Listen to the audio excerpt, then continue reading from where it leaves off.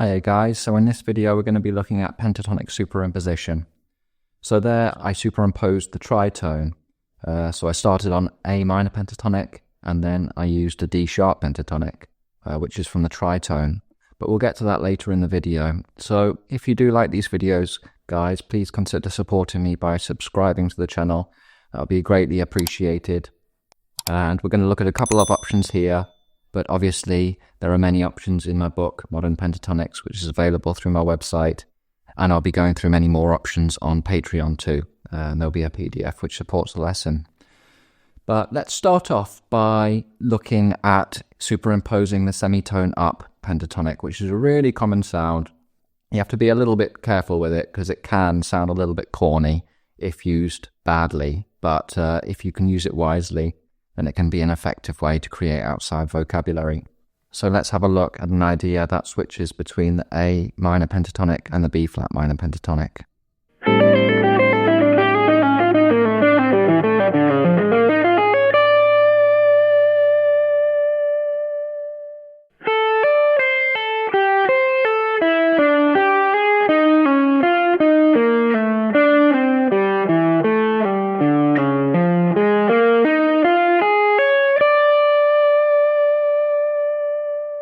So as you heard there, that idea alternated between our A minor pentatonic and our B flat minor pentatonic.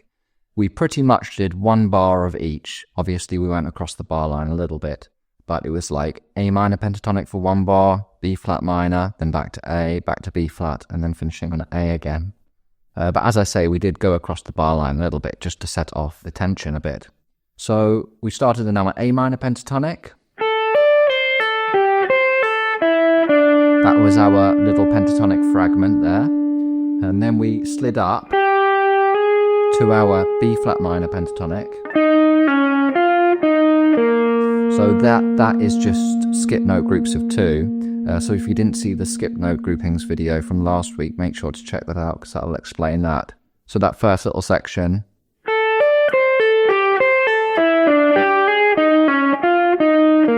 And then we slide back down to A minor pentatonic.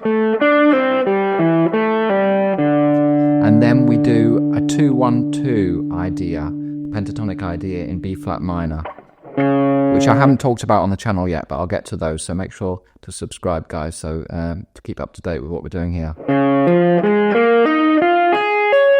So that was our 2-1-2 pentatonic idea. But as I say, I'll discuss those in depth later. And then finally resolving to our fourth, A minor pentatonic. So that whole idea starting on A minor pentatonic is to B flat minor pentatonic, then back down to A minor pentatonic, now B flat minor pentatonic. So as you see, we're just switching between those two minor pentatonic scales, and the semitone up kind of gives us some tension.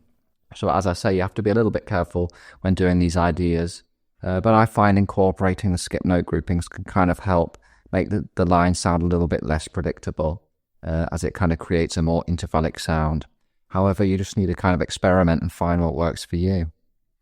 Anyway, the next idea that we're going to be looking at is the idea at the start. And in this idea, we're going to be superimposing from the tritone, which in this case is our D sharp. So D sharp and B flat pentatonics are very, very similar. The only difference is whether we play our F or our F sharp. So our B flat minor pentatonic is that with our F, and then our D sharp pentatonic, instead of playing the F, we play our F sharp. So they're very similar, but that one change in notes kind of creates a completely different texture. And this is one of my favorite ones. It's also a favorite used by guys like Allen Holdsworth too. So let's take a close-up look at that idea too.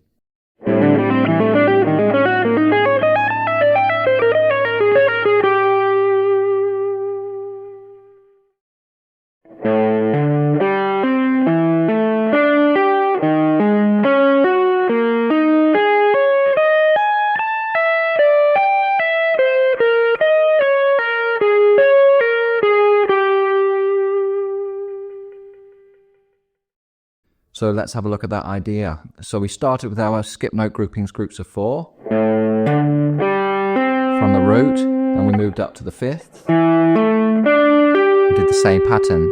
So that's all in A minor pentatonic, obviously. Then we're going to do exactly the same pattern, but from the tritone, so from our D sharp. So that whole thing. We're going to stick in D sharp pentatonic just to extend the tension a bit. Root 4th, and then slide back into A minor pentatonic. Okay.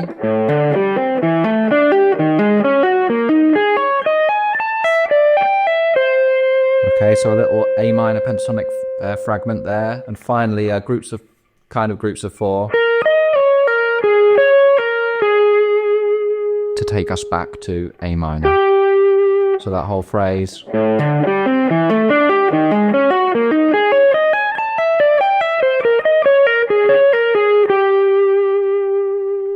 So as you see, there's only one different note between our B flat and our D sharp pentatonics, but that difference is enough to make a completely different color. So there are so many options when superimposing, and as I said earlier, I'll go through more options on Patreon, and there'll be tabs for that, such as superimposing from the flat 6 or the minor 3rd, and other options. The flat 6 is a really common one used by the Coltrane band. It's one of their favorites. So the examples I gave in my book for this was A Love Supreme by John Coltrane. If you listen to his solo in that tune, he uses the motif from that song, which is pretty much based around a pentatonic scale, and he superimposes it through so many keys. So that's a wonderful example of pentatonic superimposition. But modern players like Michael Brecker use this so much too, to build up tension in their playing. And it's very often used with the pentatonic scale. Other guys like Dave Liebman kind of stretch the boundaries of superimposition a little bit more, using modal superimposition. But a lot of the time, superimposition is used with pentatonic scales. So, I mean, we can also use sequences or scales. We can superimpose around scales. So, say we could take the whole tone scale. If we start in A minor pentatonic, we can go down a whole tone, down a whole tone, and maybe resolve it. Something like that.